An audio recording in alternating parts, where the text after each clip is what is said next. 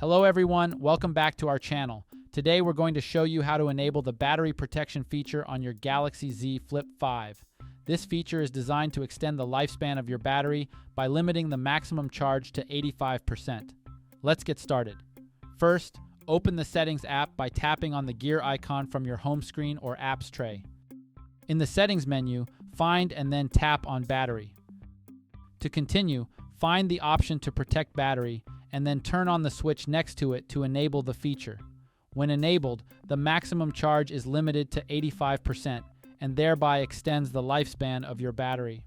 If you want your phone to reach 100% maximum charge, simply turn the Protect Battery switch off again. That's it for today's tutorial.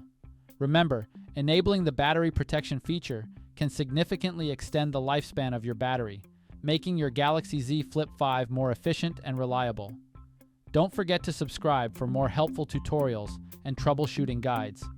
Thanks for watching.